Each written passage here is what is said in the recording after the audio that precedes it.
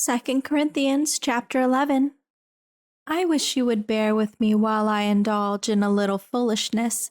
But indeed you are bearing with me as you read this. I am jealous for you with a godly jealousy because I have promised you to one husband, to present you as a pure virgin to Christ. But I am afraid that even as the serpent beguiled Eve by his cunning, your minds may be corrupted and led away from simplicity of your sincere and pure devotion to Christ.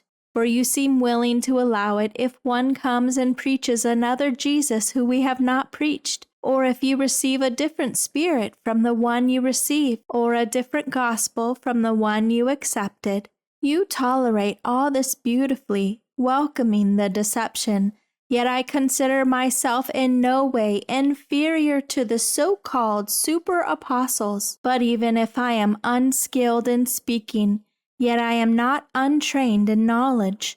I know what I am talking about, but we have made this evident to you in every way, in all things. Or did I perhaps send by humbling myself so that you might be exalted and honored, because I preach God's gospel to you free of charge? I rob other churches by accepting more than their share of financial support for my ministry to you. And when I was with you and ran short financially, I did not burden any of you, for what I needed was fully supplied by the brothers Silas and Timothy, who came from Macedonia, the church of Philippi. So I kept myself from being a burden to you in any way, and will continue to do so as the truth of Christ is in me. My boast of independence will not be silenced in the regions of Achaia, southern Greece. Why?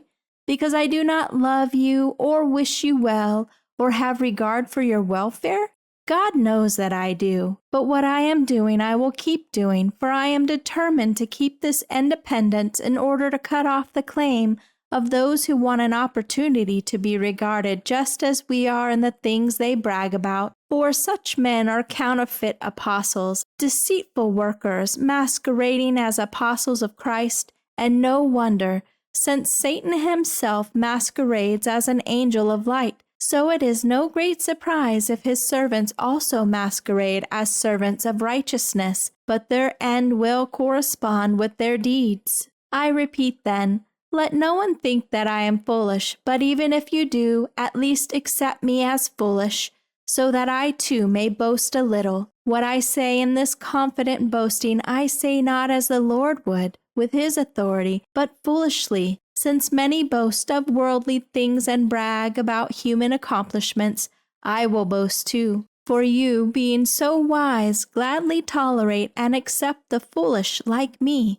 For you tolerate it if anyone makes you his slave, or devours you and your possessions, or takes advantage of you, or acts presumptuously, or hits you in the face. To my shame, I must say we have been too weak in comparison to those pseudo-apostles who take advantage of you. But in whatever anyone else dares to boast, I am speaking foolishly.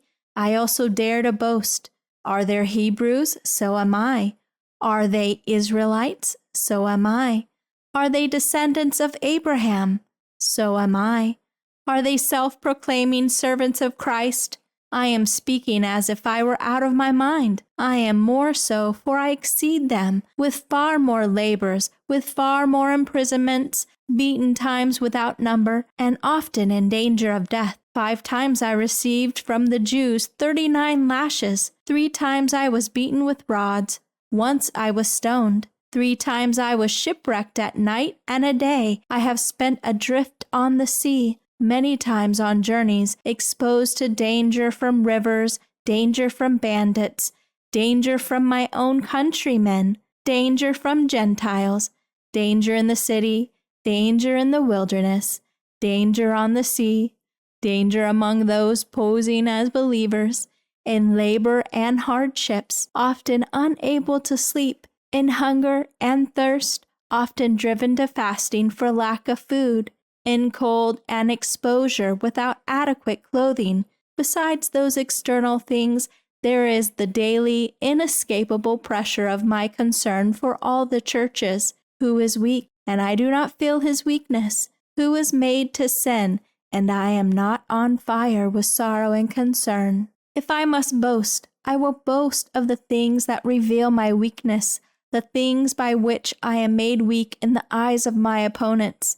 The God and Father of the Lord Jesus, He who is blessed and to be praised forevermore, knows that I am not lying. In Damascus, the governor under King Artius guarded the city of Damascus in order to arrest me, and I was actually let down in a basket through a window in the wall and slipped through his fingers.